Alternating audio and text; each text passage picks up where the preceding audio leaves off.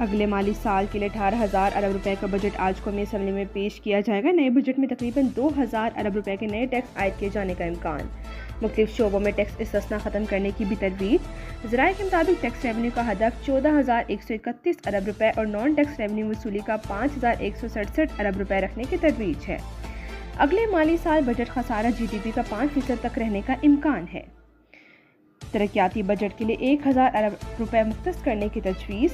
सूद की अदायगी के लिए 8,207 अरब रुपए मुख्तस, दिफा के लिए 250 अरब रुपए मुख्तस करने की तजवीज़ है। हुकूमती निज़ाम चलाने के अखराजात के लिए 971 अरब रुपए रखने की तरवीज। पेंशन की अदायगी के लिए 155 और सब्सिडी की कीमत में 186 अरब रुपए रखने की तरवीज। आइंदा अखराजात के लिए 16,286 अरब रुपए रखने का तखमीना है। आइंदा माली साल मजमूई अखराजात 17,573 अरब रुपए रखने का तखमीना। बजट खसारा 6,501 अरब रुपए रखने का तखमीना है।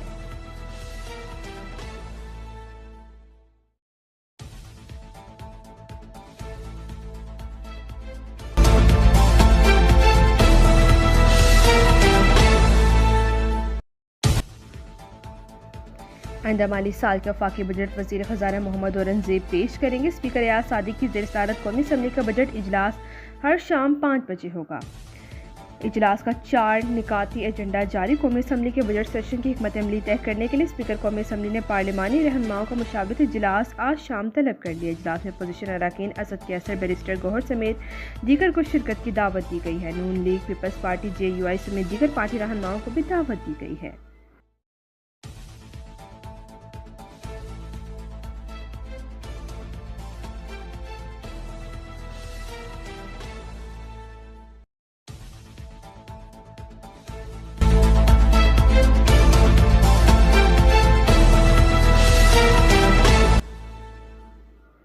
वज़ीर ख़ज़ाना मोहम्मद औरंगज़ेब ने रवा माली साल का इक़्तिसादी जायज़ा पेश कर दिया। बताया गया कि पाकिस्तान पर मजमूई कर्ज 76,000 अरब रुपए से तजावुज़ कर गया है। मकामी कर्ज 51,518 अरब रुपए जबकि बैरूनी कर्ज 24,479 अरब रुपए हो गया है।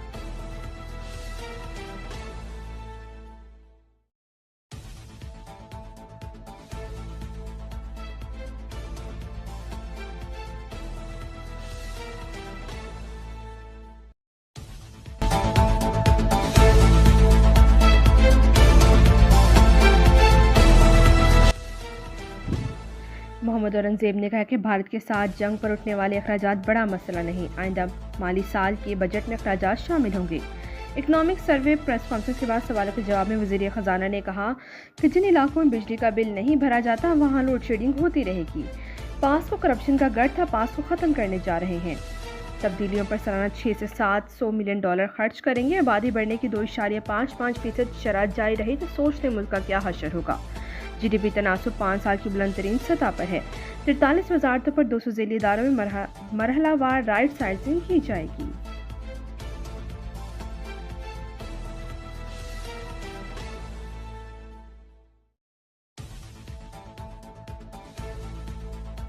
ग्रोथ के नंबर्स को देखें सर, उसमें कंस्ट्रक्शन और इलेक्ट्रिसिटी को अगर आप निकाल दें तो ये ग्रोथ 1% जो है वो कम हो जाती है।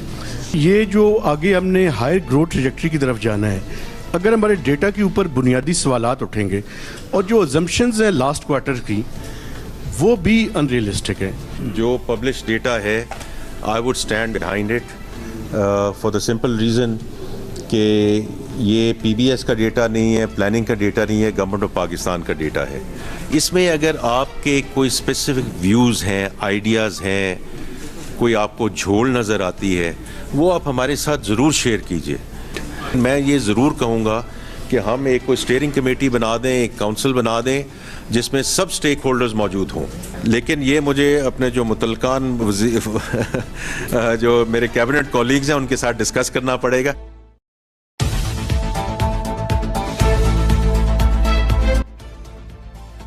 तीसरी सहमाही के दादोशुमार को सहाफ़ियों ने चैलेंज कर दिया। वज़ीर ख़ज़ाना से सवाल किया कि उन्होंने तीसरी सहमाही के दादोशुमार को बुनियाद बनाकर शरह-ए-नमू जारी कर दी। क्या ये शरह-ए-नमू मुस्तनिद तस्वुर की जा सकती है? इस पर वज़ीर ख़ज़ाना ने कहा कि वो अपने फैसले का दिफा करते हैं। ये दादोशुमार हुकूमत पाकिस्तान की है और इसके लिए इनके साथ जाएंगे।